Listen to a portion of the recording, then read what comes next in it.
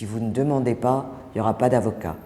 Donc soit vous êtes arrivé avec vous avez déjà pris vos précautions et on arrive avec la carte de son avocat et donc on demande la désignation de maître machin. L'officier de police judiciaire a l'obligation de prévenir l'avocat, soit vous demandez un avocat commis d'office et l'officier de police judiciaire a l'obligation de prévenir le bâtonnier qui désignera un avocat commis d'office. Cet avocat a 2 heures pour arriver à la garde à vue, à défaut de quoi les auditions pourraient commencer sans lui. 2 heures pour arriver, pendant lesquelles il ne peut pas y avoir d'audition ou de confrontation, sauf éventuellement l'audition sur l'identité uniquement, mais uniquement sur l'identité. C'est la raison pour laquelle il est très important de demander la présence d'un avocat, l'assistance d'un avocat. Autre chose très importante, dans le cadre d'une garde à vue, il y a des auditions, donc l'audition de la personne gardée en vue, mais il peut y avoir des confrontations, soit avec la victime, soit avec d'autres personnes gardées à vue. Et là, il faut aussi, quand on est gardé à vue, qu'on demande la présence de son avocat aux auditions et aux confrontations, parce que si on ne le demande pas, cet avocat ne sera pas présent. Toutes ces demandes sont extrêmement importantes, parce que la présence de l'avocat, on dit que l'avocat n'a pas accès au dossier. Alors c'est vrai que la Cour de cassation a rejeté la demande des avocats qui voulaient avoir accès à l'intégralité du dossier.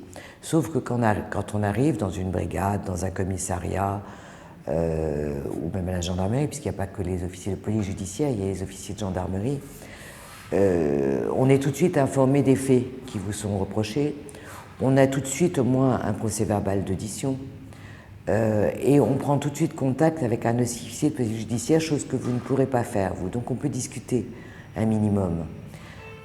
Et donc, éventuellement, on saura si on est dans le cadre d'une enquête préliminaire, diligentée à l'initiative d'un procureur, quel procureur, quel tribunal, si c'est à Paris, quelle section. Ça, on peut le savoir relativement rapidement.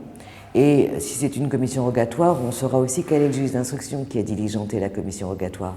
Tous ces éléments-là, la personne mise en garde à vue ne peut pas avoir d'informations.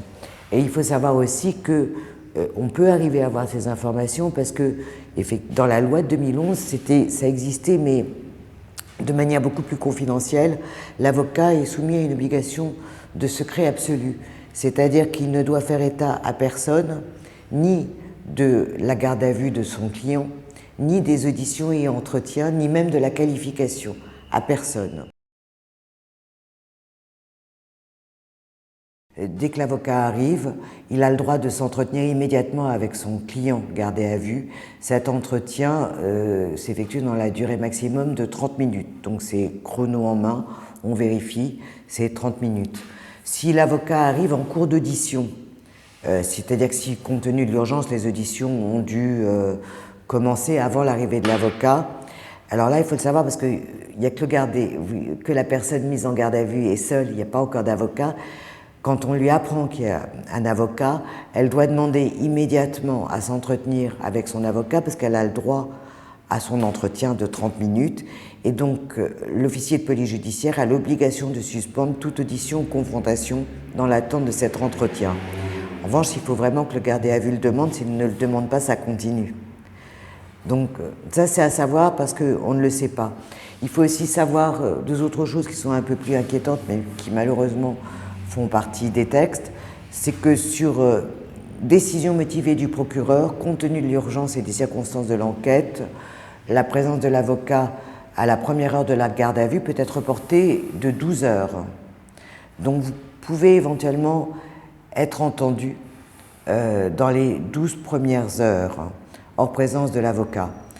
Et si le procureur l'estime nécessaire, il dépose une requête auprès du juge de la liberté de la détention pour que ces 12 heures soient prorogées de 12 heures. Alors il faut et le juge de la détention et des libertés doit décider si les circonstances exigent réellement la prorogation à nouveau de ces 12 heures sans avocat. Voilà, ce sont les deux conditions qui n'existaient pas en revanche précédemment avant la loi de 2011, qui ont été rajoutées, mais qui sont tout de même toujours soumises au contrôle du juge et qui permettent de vérifier la légalité de ces décisions, étant entendu qu'un tribunal ne pourra jamais se fonder sur les auditions d'un gardé à vue, ne pourra jamais fonder une culpabilité uniquement sur les auditions d'un gardé à vue entendu seul alors qu'il avait demandé l'assistance de son avocat. Le délai de principe de durée de la garde à vue, c'est 24 heures, mais que ça peut être renouvelable une fois sur autorisation du procureur de la République pour une durée de 24 heures. Ce qu'il faut savoir aussi, c'est que la personne mise en garde à vue a droit à l'assistance d'un avocat dès la première heure de garde à vue. Donc l'officier de police judiciaire, une garde à vue est organisée par un officier de police judiciaire. L'officier de police judiciaire, s'il y a une décision de placement en garde à vue, doit en informer immédiatement la personne qui va être mise en garde à vue, doit l'informer de la qualification des faits qui lui sont reprochés, du droit à l'assistance d'un avocat, du droit éventuellement à ce qu'on prévienne une personne de sa famille et du droit à voir un médecin. Ça, et, chose extrêmement importante qui a été validée par le Conseil constitutionnel, du droit à garder le silence. Et ça, c'est écrit noir sur blanc avec la loi de 2011. Ce n'était pas écrit de cette manière avant la loi. La personne mise en garde à vue a le droit de garder le silence.